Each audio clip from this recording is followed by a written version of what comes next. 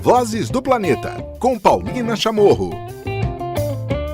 A navegadora e escritora Tamara Klink acaba de mais uma vez entrar para a história ao se tornar a primeira mulher a invernar no Ártico, sozinha, aos 26 anos.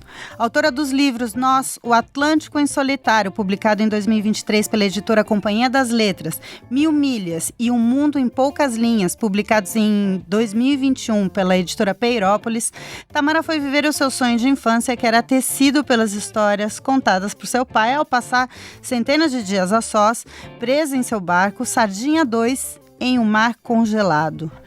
Em sua mais profunda solidão, feita de silêncios e ruídos no casco do barco, ela se deparou com diversas presenças que a acompanharam durante esse inverno. Ela teve encontros com seus medos, com seus sonhos, com seu interior, de onde pescava suas palavras que lindamente tornaram-se narrativa de seus próprios relatos. Mas outros encontros vieram também, com os ossos de inuits ancestrais e os ossos de restos de animais, com os peixes, os pássaros e as raposas que se tornaram suas amigas. Tamara Klink entrou para uma longa noite na qual ela pôde sonhar sob o céu escuro, sob as auroras e as estrelas. Ela narrou sobre os seus tantos desafios, mas também deixou claro que não se esqueceu de brincar, de se divertir e se libertar para viver o sonho.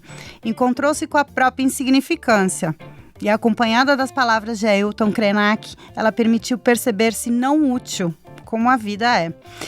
Ela viu marcas da crise climática na paisagem, nas vidas ao seu redor e agora, de volta à terra firme, às árvores, às pessoas, ela nos conta de suas histórias e descobertas do tempo que viveu no Círculo Polar Ártico em solitário, mas não tão só assim. Bem-vinda ao segundo episódio aqui conosco no Vozes do Planeta, Tamara. Para nós é uma honra te receber mais uma vez aqui, te agradeço. Esse é um episódio que, já adianto, foi feito por muitas mãos e muitos corações que queriam se comunicar com você. Bem-vinda, Tamara. Obrigada, Paulina. Obrigada, ouvintes do Vozes do Planeta. Você está falando com a gente de onde agora? De Ilulissat, é um porto, uma pequena cidade de 5 mil habitantes na costa oeste da Groenlândia. Foi o último porto de onde eu parti para o inverno, é o último porto que eu deixei antes de chegar no fiord onde eu ancorei, e é para cá que eu voltei. E daqui que eu parto também, desde que todos os momentos que eu começo a ter vontade de ficar um pouco mais só. Vou começar, acho que essa minha primeira pergunta, eu tenho te acompanhado, né, a forma de você se comunicar com o mundo durante essa invernagem, né, uma vez pelas redes sociais e trocando essa ideia, essa busca, né, pelo seu eu, né, essa sua voz interior, me trouxe uma dúvida com relação se existe um paradoxo ou se existe uma dualidade, já que quanto mais a gente se aprofunda em nós, mais descobre o quanto insignificante ou mínimo somos perante a natureza. Mas ao fazer isso, essa experiência que você acaba de completar, e mostrar e contar isso para o mundo e ser a primeira mulher a realizar isso, ao mesmo tempo você marca uma série de coisas, né? Ou seja, não é mínimo e não é insignificante. Como é que você vive essa emoção, né? De ir tão profundo internamente, mas ao mesmo tempo que isso represente algo tão grandioso para tanta gente?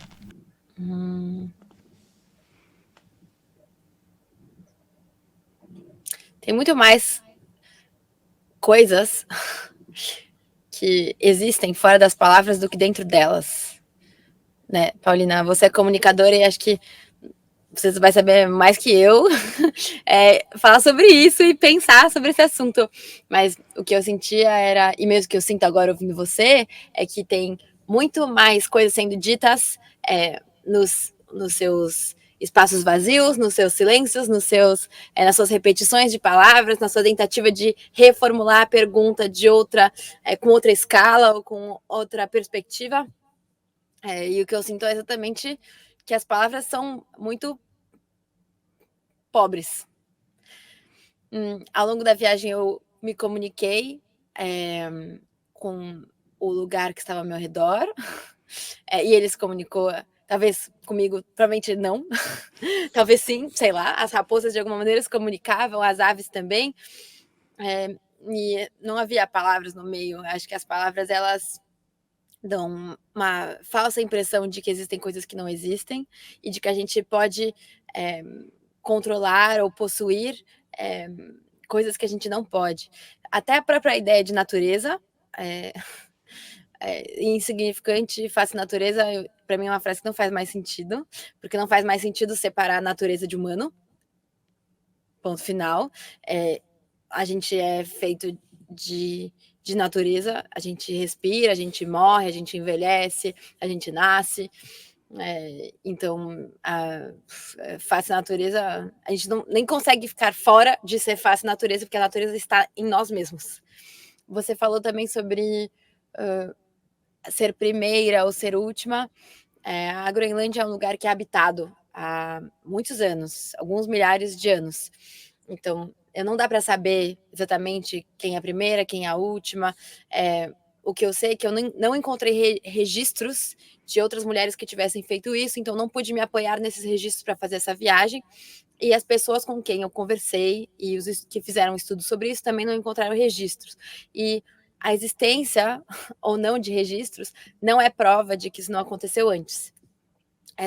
Acredito que tenha acontecido, só não houve registros antes de uma outra mulher que passou o inverno só. Mas é bem provável que tenha existido e que isso não tenha, sem ter deixado provas ou rastros. E quando você faz essa pergunta, que aborda muitos assuntos nela mesma, o que eu mais sinto eu assim, fico quase assustada com esse poder que as palavras têm de abrindo caixinhas na nossa cabeça, trazendo imagens de memórias, imagens de sonhos, imagens de várias coisas. Acho que a minha própria resposta agora, ela virou uma bagunça. Coisa maravilhosa, né? Eu via recentemente uma fala, uma conversa, né, na rede de Ailton Krenak, e ele falava sobre o barulho que o mundo tem, né? Que para encontrar, né, a calma, a gente precisava visitar justamente essas florestas internas que nós temos, né, para encontrar realmente a voz que a gente estava buscando. Tamara, a gente falando um pouco, né, sobre essa sua fala agora há pouco de que nós somos natureza, né? Essa é um sentimento, uma percepção que você teve ao longo dessa viagem? Ela já existia antes e se intensificou? Se ela aconteceu durante essa experiência, quando aconteceu essa catarse, vamos dizer assim? Acho que a gente já sabe isso desde sempre. Acho que a gente só aprende na escola, aprende nos livros, aprende nas conversas que a gente não é natureza, que natureza é uma outra coisa que a gente pode admirar, ou contemplar, ou até salvar, ou até destruir. A gente olha com essa distância e isso, para mim, é algo que é ensinado, é algo que a gente não sente ao nascer, que a gente é outra coisa da natureza. Porque quando a gente existe, a gente sente sono, como outros animais, até animais que não dormem do mesmo jeito que a gente, até as baleias, até as gaivotas, a gente tem fome, a gente perde cabelo, a gente fica doente, a gente vence doenças, e tudo que está ao nosso redor, todos os objetos, tudo, esse garfo aqui é feito de natureza. A transformação da natureza, que também faz parte da nossa natureza, que senão a gente não existiria sem os objetos. Acho que isso é uma das características muito comuns dos humanos. Nós não somos a única espécie que produz utensílios, mas nós produzimos muitos. Até bem demais. Então, não sei se foi uma catarse, se foi uma descoberta, acho que foi só algo óbvio, e que quando eu passei a viver sem palavras, ficou mais evidente o quanto a mentira de humano de um lado e natureza de outro, ela é insustentável. E acho que a tentativa de fazer cidades, de criar telas, de produzir livros, de criar salas de aula, de criar templos, é uma tentativa de cristalizar essa mentira e tornar essa mentira uma verdade. Mas basta a gente se afastar dos perpetuadores dessa lenda que a gente vê, não tem como, não tem como separar. E é porque muita gente acredita que a gente pode separar o humano de natureza, que muita gente acredita que o nosso lixo, nossa poluição, o que a gente faz de mal, não vai nos atingir, vai atingir os outros seres, aqueles que são na natureza, que não são os humanos. Essa mentira institucionalizada que autoriza excessos, que autoriza abusos, que autoriza a exploração, que autoriza o esvaziamento, que autoriza a destruição de florestas, a destruição de fontes de água, que autoriza a poluição dos rios, porque a gente acha que não vai nos atingir, afinal de contas a gente está separado dela, mas nós não estamos. E isso ficou muito claro quando a gente vive num lugar onde a paisagem derrete ao nosso redor, onde o mar para de congelar, onde as espécies que moravam mais ao sul do planeta começam a ir cada vez mais ao norte, porque cada vez mais ao norte está quente, e cada vez elas conseguem viver em temperaturas confortáveis para elas, em lugares onde antes a temperatura era fria demais. As baleias esse ano ficaram aqui na Baía de Isco até dezembro. Isso é algo muito incomum. Geralmente as baleias iam embora muito antes. Elas iam embora em outubro, porque elas navegavam em direção a águas mais quentes para ter seus filhotes. Agora elas ficam aqui mais tempo, porque ainda está quente aqui. Porque ainda tem alguma comida, porque elas não precisam descer tanto. Então, para mim, acho que vai ser difícil, né? Desconvencer todo mundo de uma verdade que foi tão repetida, de uma mentira que foi tão repetida até se tornar verdade. A gente falava aqui sobre uma alienação planetária como um sintoma, né? E talvez o resultado dessa crise climática que o planeta e nós, né, vivemos, né, falando, né, como seres mais uma dessa teia da vida, né? E o que perdemos ou não acessar, ou não poder acessar o planeta em que vivemos, né? O quanto que a gente está perdendo justamente dessas conexões para não percebermos aonde estamos indo, né?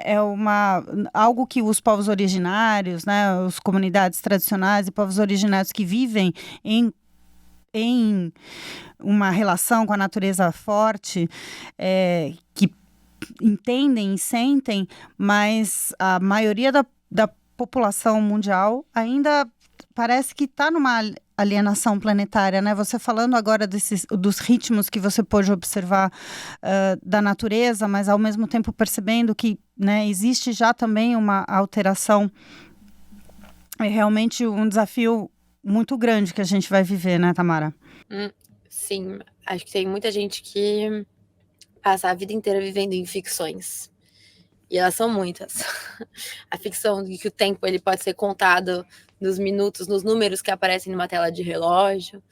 A ficção de que a vida e o tempo de vida se conta em anos. A ficção que o sucesso se conta com distintivos e provas e nomes de lugares. A ficção de que a gente compra as coisas com dinheiro e não com tempo, e não com renúncia, e não com sorte. Tem muitas ficções e, bom, eu sou escritora, acho que eu faço parte da categoria de pessoas que também produz outras ficções. Mas pelo menos nos livros, as pessoas que nos leem acreditam que é uma ficção. Elas sabem. A gente vive muitas ficções acreditando que elas são verdade. Acho que a gente... Bom, o primeiro choque, né, de voltar para esse porto de Ilulissat e voltar a ter internet limitada. Fui ver que parecia que nada tinha mudado, que as coisas pareciam estar mais ou menos no mesmo lugar. O que eu via de grande diferença era um prédio a mais de um lado. Ouvi dizer de algumas coisas que aconteceram em lugares distantes. E no tempo em que eu fiquei 8 meses isolada, eu fiquei sem fazer nada considerado útil ou produtivo para a sociedade.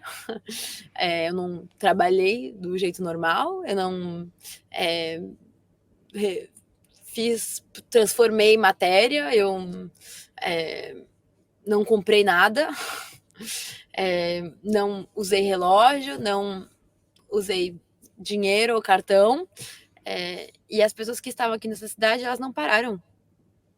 Elas ficaram o tempo todo se movimentando, se deslocando, às vezes com pressa, vai e volta, faz coisa, vai em tal lugar, compra não sei o quê, compra mais objetos, joga fora dos objetos. E nas redes sociais, um monte de coisa. E fica assim, nossa, mas tem muita coisa que não serve para nada e que a gente não precisaria. Porque a gente tá indo atrás do quê? Essas pessoas estão indo... Em que direção elas estão indo que não é nenhuma direção? Não sei se ficou claro o que eu falei, mas esse sentimento de que... Será que eu tô fora de alguma coisa importante? Será que eu perdi algo no caminho? Será que eu vivi de uma maneira errada? É possível? E aí parecia que o que eu tinha vivido era uma ficção, quando talvez seja a coisa mais verdadeira que dá para se viver, que é simplesmente existir, sem as outras coisas que são as nossas falsas definições de sucesso, de conquista, de amor, de felicidade, de saúde. E acho que depois de 8 meses a gente pode dizer que não era uma ficção, era uma vida possível. E o sentimento que eu tinha antes de estar aqui era que, de certa maneira, eu estava ganhando vida em vez de perder, por mais que eu estivesse envelhecendo. E eu via que eu estava envelhecendo, porque eu via diferenças na minha pele, na cor do cabelo, com fios brancos, porque eu via meu corpo se transformar com o tempo. Mas o sentimento que eu tinha era que eu estava ganhando vida. E que a vida não era possível se contar com anos de calendários de papel ou de telefone. Que coisa linda. Eu lembro de um pensamento de um escalador, né, que falava que o mundo, que atualmente a gente vive num mundo dominado por máquinas, que quase não resta no planeta espaços livres para que a gente possa esquecer uma sociedade industrial e a gente testar nossas faculdades e energias primitivas, né? Ou seja, de testar não, mas de estar nesse estado um pouco mais simples, não fabricado, mas naturalmente ser, né? Viver e ter essa oportunidade. Tamara, você saiu da França. Eu queria só falar rapidamente para a gente voltar aqui para as perguntas depois já dos ouvintes, mas que você nos contasse aqui, então, do trajeto, né? Você saiu quando saiu da França, né? Até encontrar o porto, o lugar, a baía ideal para você ancorar e aí aguardar essa transformação do tempo, né? Eu saí da França em julho do ano passado, depois de ficar mais de 15 meses preparando o barco e preparando a viagem. Aí eu levei um mês, mais ou menos, para chegar no sul da Groenlândia. Levei mais um mês para subir a costa da Groenlândia até a Baía Disko. Eu sabia que eu queria passar o inverno aqui. E aí eu fiquei algumas semanas procurando baías diferentes, que eu suspeitava que podiam ser bons abrigos. Escolhi um lugar, vim para esse porto de Ilulissat para os preparativos finais, então para comprar algumas ferramentas que são as ferramentas usadas aqui para andar no gelo, que é o toque, que é um bastão de madeira com uma lâmina na ponta que eu preparei, um bastão com um anzol na ponta para buscar alguma coisa que caiu no mar, coisas assim. E aí eu parti para o fiord que eu escolhi, e depois de 3 semanas, um caçador me disse que era um lugar péssimo. Aí eu fiquei chateada, porque já tinha passado mais de um mês lá, contando o tempo no começo do verão, e aquela hora, e eu gostava muito daquele lugar, né, eu achava muito bonito, e eu estava familiarizada com aquele ambiente. E aí tinha esse caçador que estava caçando no lugar onde eu estava, e disse, não, vai embora daqui, porque tem muitos espíritos, porque pode ter urso, porque quando você precisar ser resgatada, vai ser muito difícil alguém vir até aqui para te ajudar. E aí eu fiquei assim, mas eu não estou esperando ser resgatada, na verdade. Não, mas você vai ter que ser resgatada porque vai dar muito errado, porque você não tem força. E assim, mais ou menos tudo que ele disse eu já tinha ouvido antes. Mas sempre tem assim um medo a mais que a gente não tinha antes, que é acrescentado. Porque as pessoas são generosas, né? Todo mundo é muito generoso com os medos, e eu tive muita sorte, né? Muita gente foi generosa comigo. Então eu fui acrescentando esses muitos medos que eu ainda não tinha. E isso sempre. Acho que as pessoas olham para mim, né? Uma pessoa que veleja, que sofre e sorri, que tem cabelo comprido, que é considerada fraca. As pessoas, elas não hesitam em ser generosas comigo e dar os medos que eu não tinha ainda. Então eu recebi vários, e esse cara falou alguns que eu não tinha. Um deles era que poderia vir um vento muito forte de sudoeste e levantar muito mar e quebrar as placas de gelo em muitos pedaços. E aí isso eu não tinha imaginado. Então, com esse medo a mais, eu fiquei reflexiva durante 2 dias, fiquei quase sem dormir, pensando, meu Deus, se isso acontecer mesmo, eu perco meu barco. O que eu faço, então? Porque esse cara veio me dizer um monte de coisa e eu gostaria muito de ter com quem conversar, mas não tenho mais ninguém e eu sei que ninguém mais vai vir. E eu decidi mudar de lugar, ir para um lugar mais longe, onde não tinha nenhum caçador e onde era um pouco mais abrigado de ondas e de ventos. E foi aí que eu passei o inverno, nesse lugar, Kitterminguitz, que era um fiord, onde eu nunca tinha estado antes, eu nunca tinha ouvido falar desse lugar. Tinha montanhas muito altas, não era um fiord grande, não tinha lagos para beber água líquida. Eu sabia que ia ter que beber só água congelada já, de gelo de iceberg. Não tinha muitos lugares para caminhar também. O sol já tinha se escondido 3 semanas antes, então não ia ter sol, ia demorar para o sol aparecer com aquelas montanhas altas. Bom, fui para lá e ali que o inverno aconteceu. Levou 1 mês e pouco para o mar congelar, e quando o mar congelou, finalmente, depois de muitos congelamentos e descongelamentos, aí, bom, estava feliz, finalmente, agora começou, e aí foi um alívio, porque lidar com os medos, acho que a gente vive muitas coisas dentro da cabeça antes de um medo se tornar uma coisa real, né?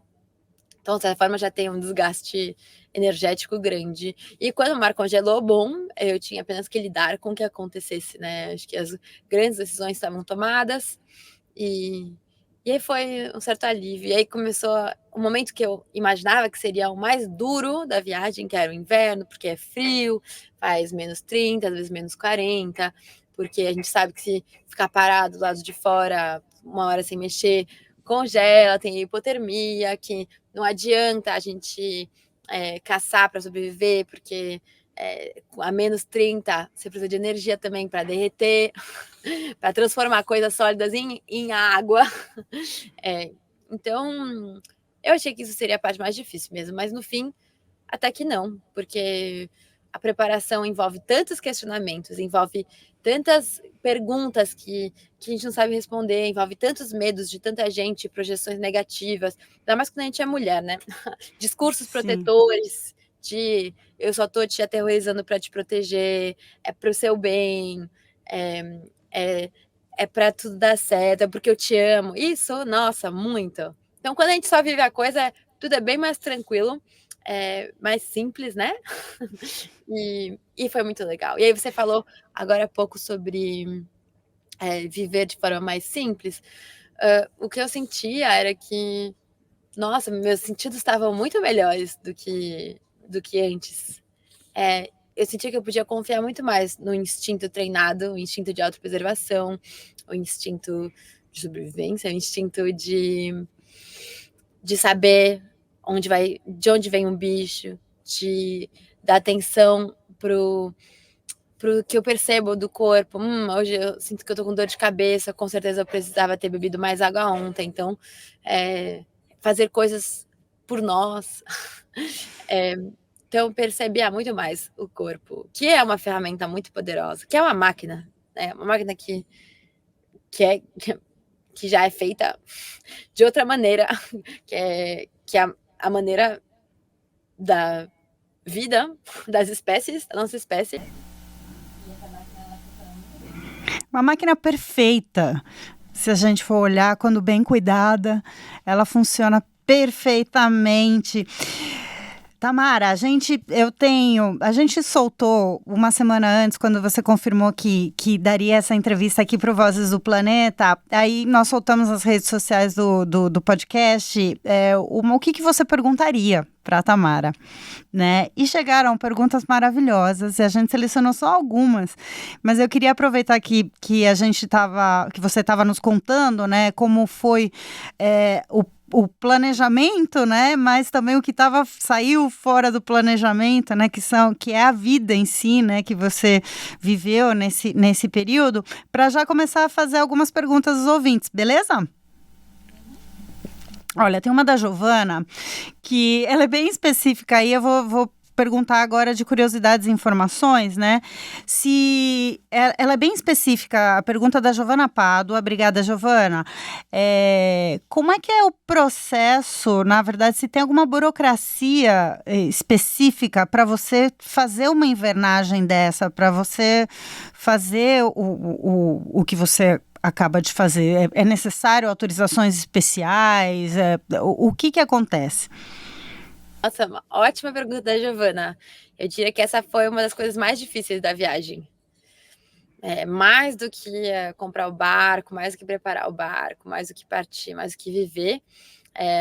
Eu queria invernar na Groenlândia, mas eu não encontrava nem na internet, nem ligando para consulado e embaixada, nenhuma maneira de justificar minha permanência aqui por mais de 6 meses, sem ter nenhum contrato de trabalho, sem estar em uma reunião familiar com uma família que mora aqui, sem trabalhar em nenhuma universidade.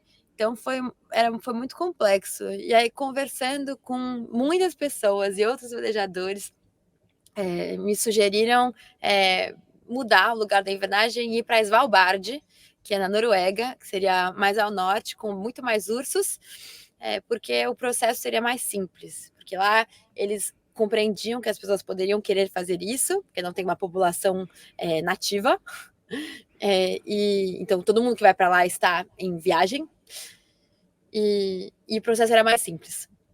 Então eu fiz, tá? E preenchi os formulários com tudo que era exigido, e mandei, e fiquei esperando a resposta, e demorou, eu me liguei lá, tá tudo certo, sim, tá tudo certo, estamos analisando.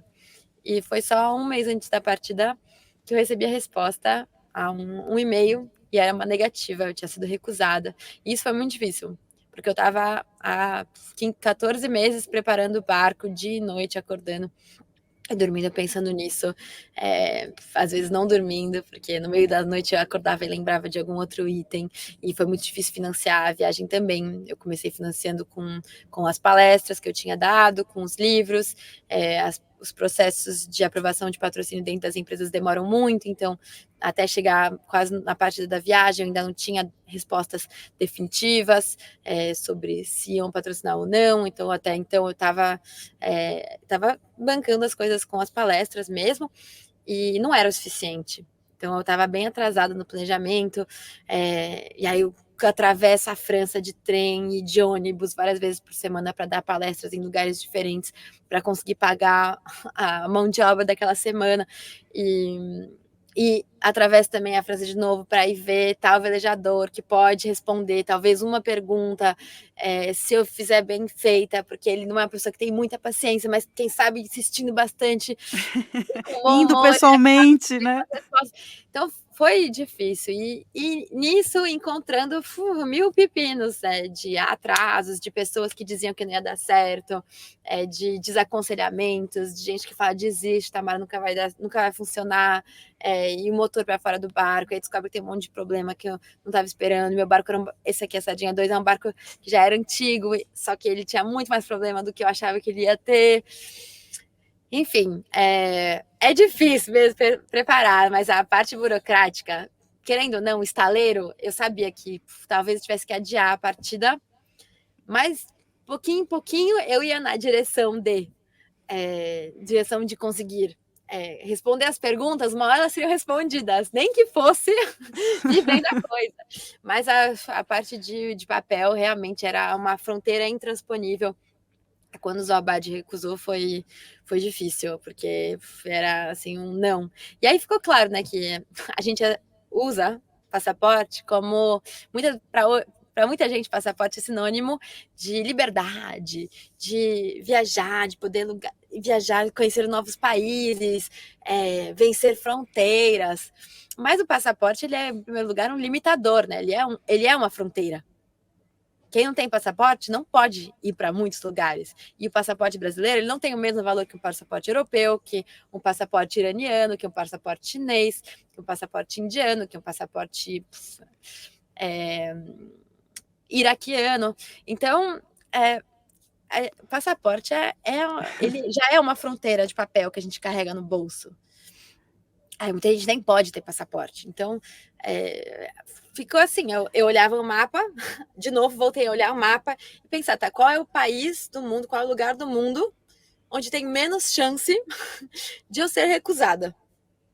E aí eu olhava no mapa e de repente eu não começava mais a ver o mapa com distâncias e com fronteiras meteorológicas e com dificuldades, porque velejar, eu sei velejar já. Muita gente sabe velejar, normal, tipo, você aprende, igual dirigir carro. Você aprende a velejar, você treina para fazer sono polifásico, para acordar a cada 20 minutos, você treina para saber ler cartas meteorológicas, para tomar decisões.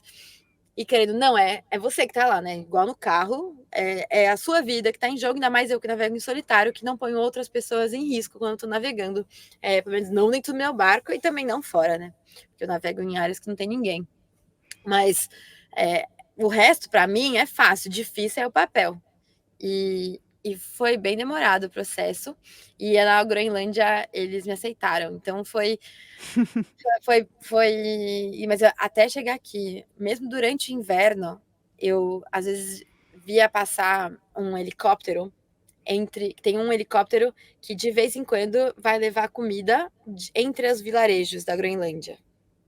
E aí eu ouvia o barulho às vezes, bem lá longe, e falava assim: meu Deus, pode ser que eles tenham vindo aqui para me buscar, para me expulsar.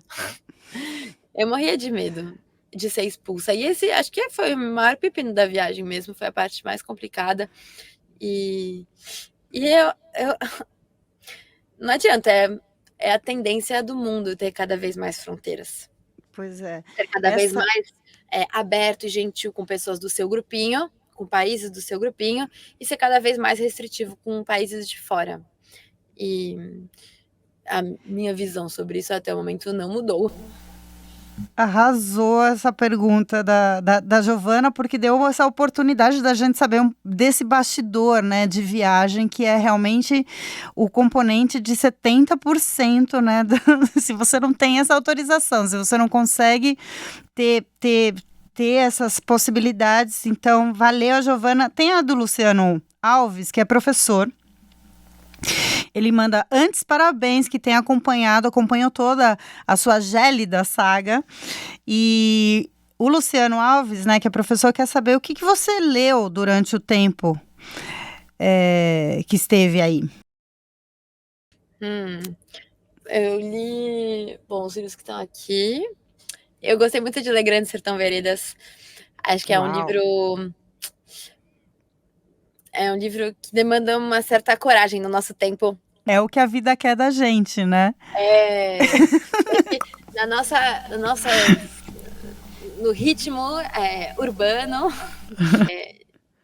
é muito difícil ter a ousadia de ler Um Grande Sertão Veredas quando a gente parece estar medindo, às vezes, o livro por tempo perdido de leitura, mas foi uma boa leitura.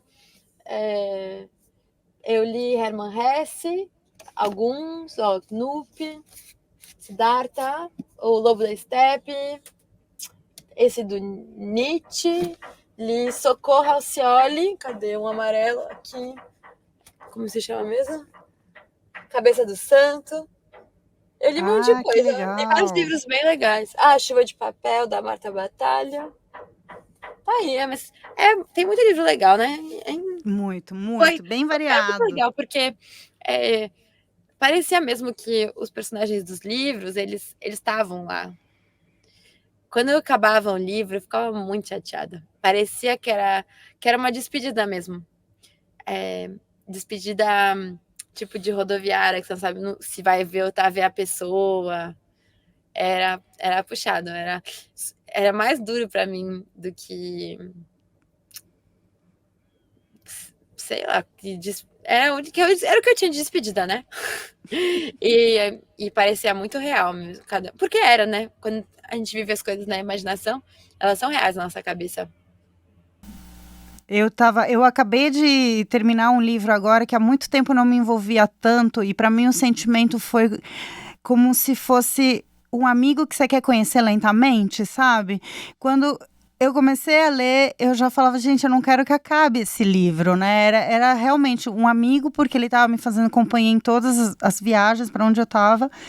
Só que lentamente eu ia conhecendo o ritmo dele, né? Imagino a imersão, né, na literatura. Você também, que é uma escritora nessas letras, né?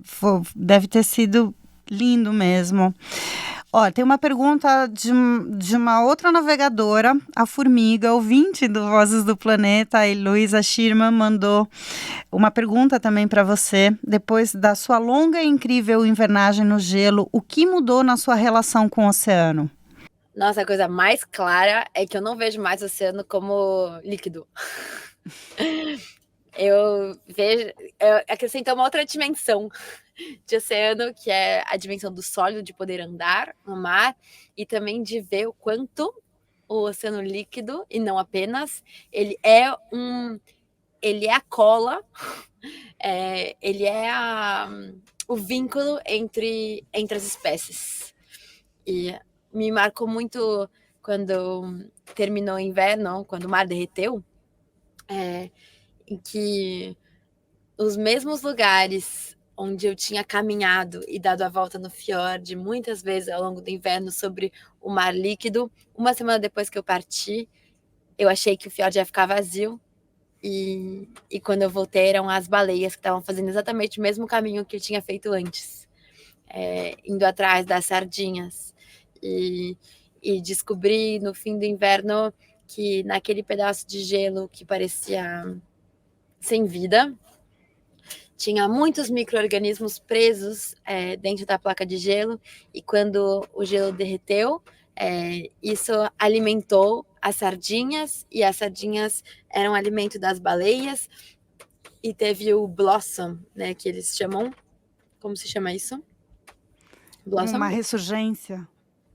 É tipo o despertar. Uhum.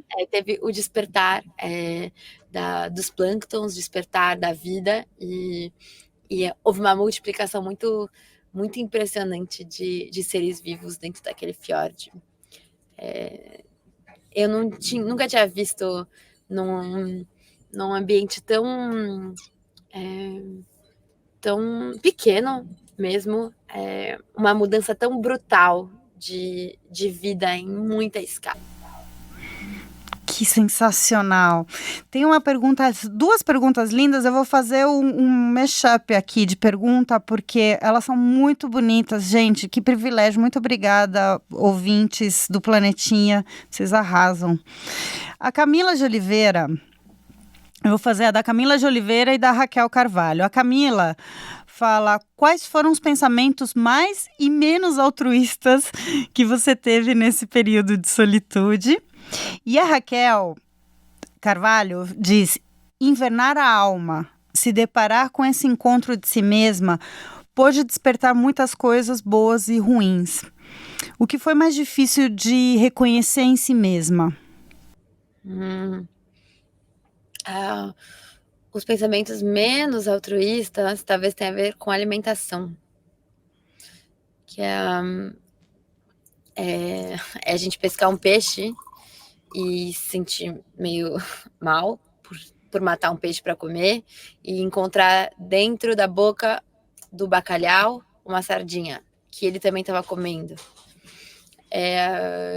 Encontrar um caçador que vai caçar foca e achar aquilo cruel e injusto com a foca e lembrar que a foca também come outros animais e que se ele não comer foca, ou ele morre, ou ele comerá outros seres vivos ou outras plantas que provavelmente destruíram ecossistemas inteiros, como é o caso de muitas comidas que a gente come no Brasil, que vem de latifúndios e monocultura, em lugares onde antes eram floresta e mata atlântica, e cerrado e pampas. Então, os pensamentos menos altruístas têm a ver com a alimentação, que é, bom, eu estou escolhendo entre a minha vida, perpetuar a minha vida, ou a vida de um bacalhau. E os pensamentos mais altruístas têm a ver com qual sentido de voltar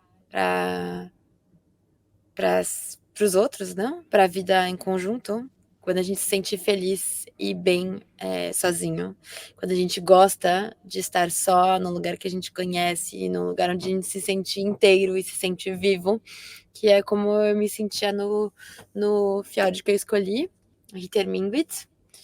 E na hora de voltar,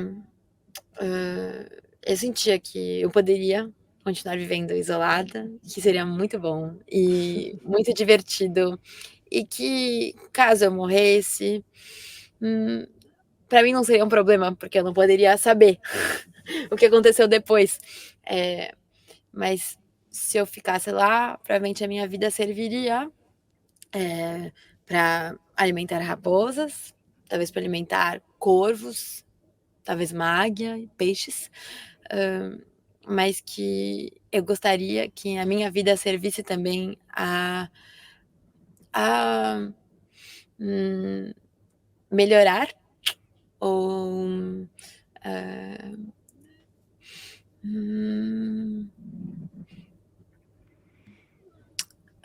tornar mais agradáveis as vidas de outros seres da minha espécie. E isso acho que foi um pensamento que para mim era lógico, mas agora eu considero altruísta. Eu fiquei muito curiosa com essa da Raquel. Se alguma parte que despertou em você te surpreendeu? Sim, eu fiquei surpresa com muitas coisas. Uma é como a gente se adapta rápido. A gente se adapta a muita coisa. É muito fácil se acostumar. Eu achei que ia ser difícil me acostumar a várias coisas que de repente era a coisa mais normal. Tipo, viver no escuro. Durante os 3 meses que o sol não nasceu, eu tava muito tranquila com essa condição.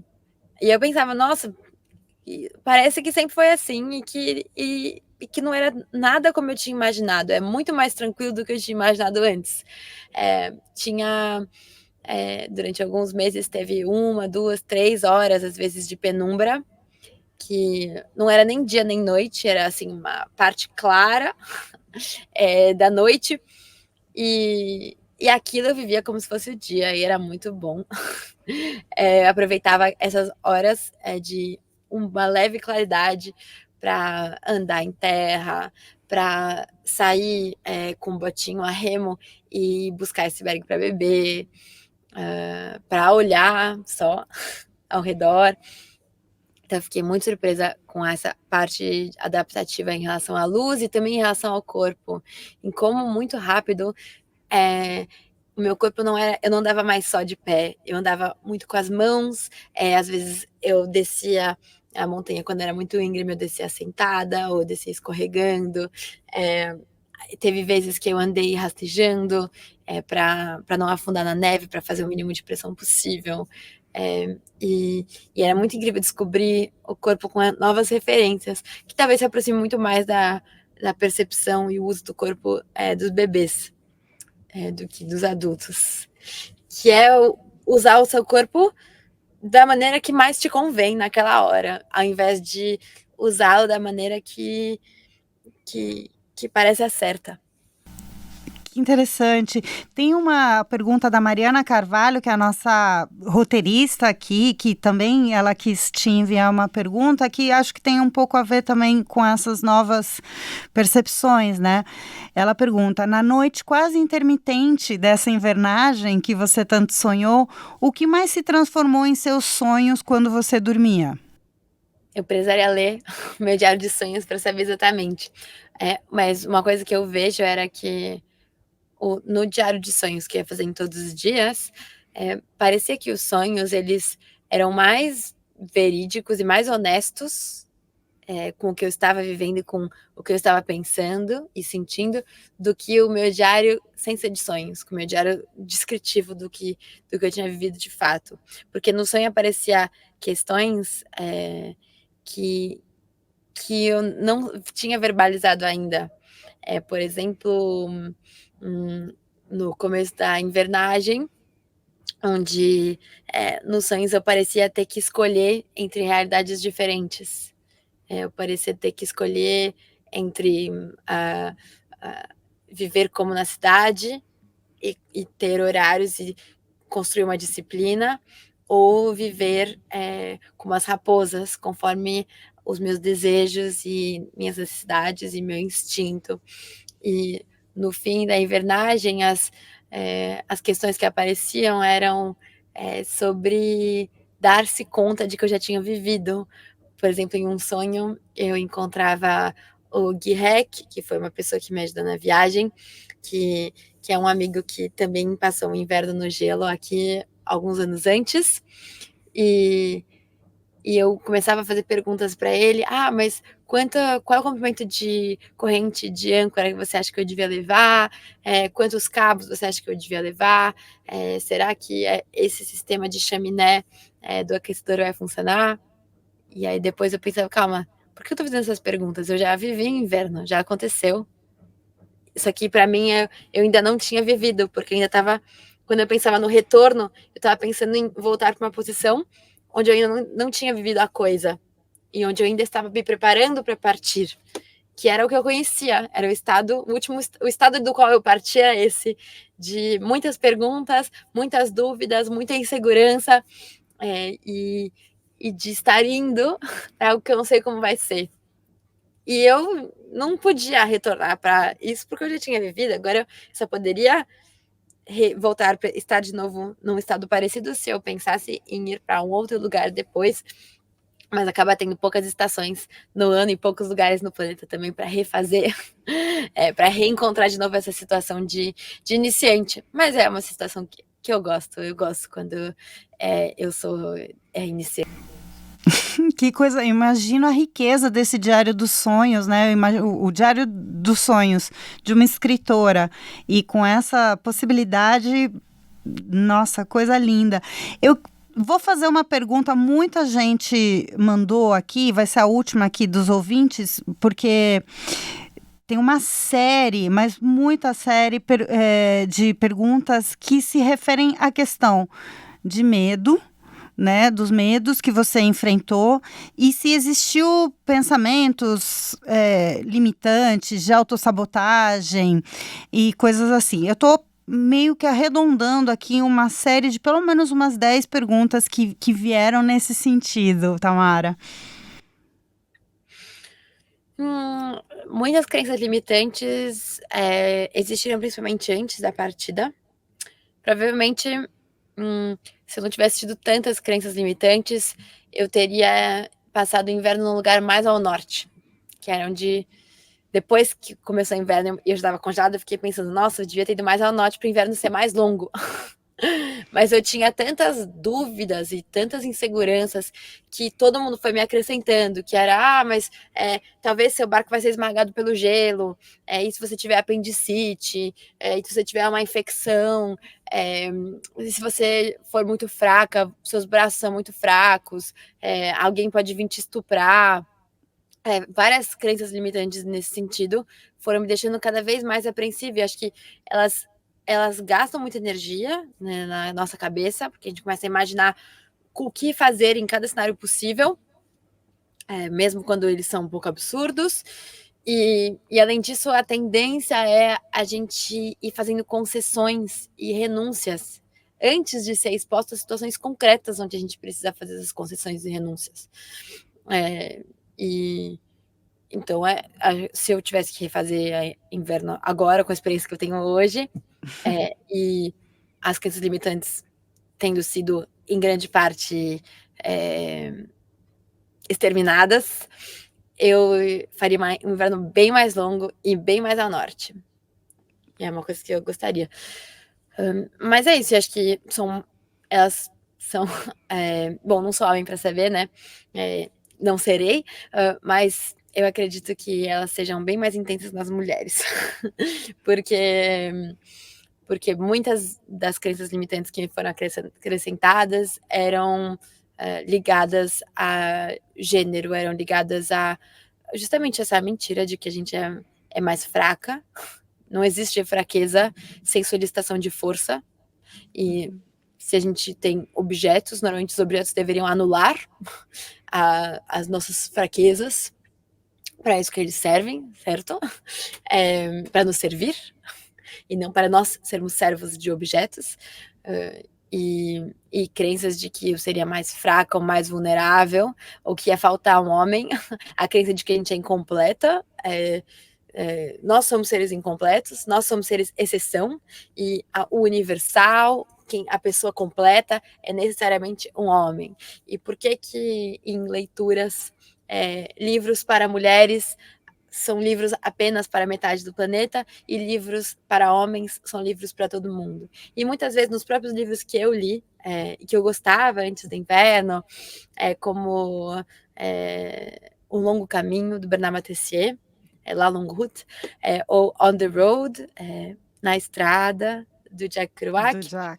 Eu gostava muito desses livros antes, né? Livros de viagem, porque eu me identificava com os homens dos livros. E quando eu reli esses livros, pensando que talvez eu pudesse estar no lugar da mulher e não do homem, de repente eu falei assim, nossa, que livros desagradáveis, que livros precários, porque as mulheres eram sempre objetificadas, descritas apenas sob suas características físicas e sua